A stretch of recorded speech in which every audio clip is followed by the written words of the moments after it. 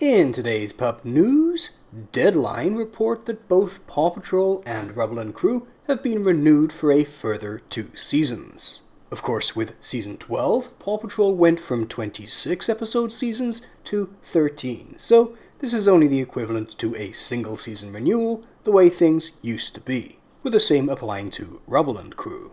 Now, this is no surprise at all, given staff on LinkedIn had credits for season 14, and if you watch all my videos, you'll have seen that before. And for Rubble and Crew season 5 as well. But there are some interesting nuggets in the article, especially hints at future subseries, so let's take a quick butchers, eh? It says, there is plenty of PAW Patrol and spin-off Rubble and Crew in our future. Oh, how right they are there. Nickelodeon and Spin Master Entertainment have renewed the hit preschool series for an additional 26 episodes each, marking seasons 14 and 15 for PAW Patrol and seasons 5 and 6 for Rubble and Crew. There's some quibbling to be done about how far Nickelodeon get to order more seasons, given the show could continue without them in Canada, but let's not get bogged down with that. The highly rated PAW Patrol currently ranks as the #1 preschool series on all TV year-to-date, with premieres among kids 2 to 5. It's also the #1 cross-platform preschool franchise in year-to-date among kids 2 to 5, generating over 8 billion minutes viewed, per Nielsen Big Data.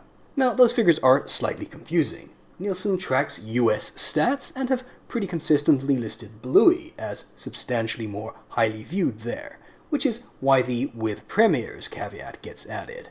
Bluey hasn't had new episodes for a while now. Generally, I'm pretty sure PAW Patrol's global viewership is higher. I love and admire Bluey as a writer, but it doesn't travel that well, or retain its Aussie charm in other languages.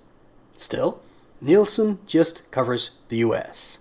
Kinda looking forward to seeing how much PAW Patrol's presence on US Netflix mixes things up in the future, though. The article continues, in seasons 14 and 15, the PAW Patrol is on a roll, with adventures that take the pups from the prehistoric wilds of Dinosaur Island to the rock-climbing heights of Rescue Mountain. Oh, now this is where things get interesting. So it sounds like we continue to get Dino Island episodes into season 14 at least, which is very good news in my book. That means more than the pretty substandard movie 2 follow-up episodes in season 10. But what would really make me happy would be for Rex to bust out of his subseries and movie setting like Liberty has. Sure, the Dino Pup might not always deal with dinos, but it's not like the City Pup is always dealing with the city, is it? I just blew my special effects budget with Phantom Liberty for some reason. Anyway, the next part is also interesting. Rescue Mountain, eh? I'd say that sounds like Everest's chance to shine with that old mountain rescue concept. But actually, it seems like for the first time in years now, since Roxy and Boomer and Rescue Wheels, we might get some new pups. Along the way, they'll team up with new friends, from a speedy racing pooch to the legendary abominable snow pup, proving that for this team, no job is too big, no pup is too small.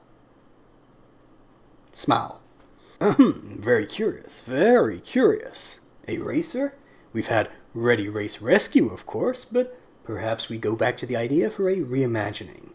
Doesn't sound super exciting, but could be interesting. And the element of the abominable snow pup, emphasis on the snow, might mean we are indeed going to have more of a focus on Everest in the mountains.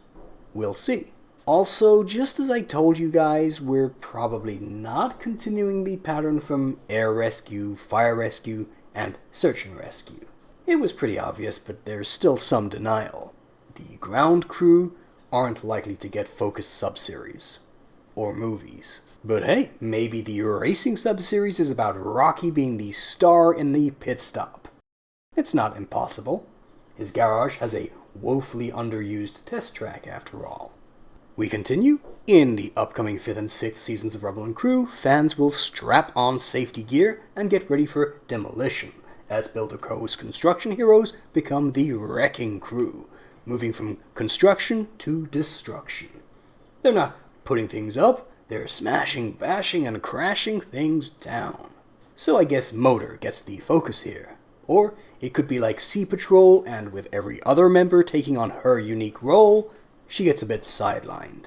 Honestly, I'm already not tuning in to Rubble and Crew anymore. Well, I never really did.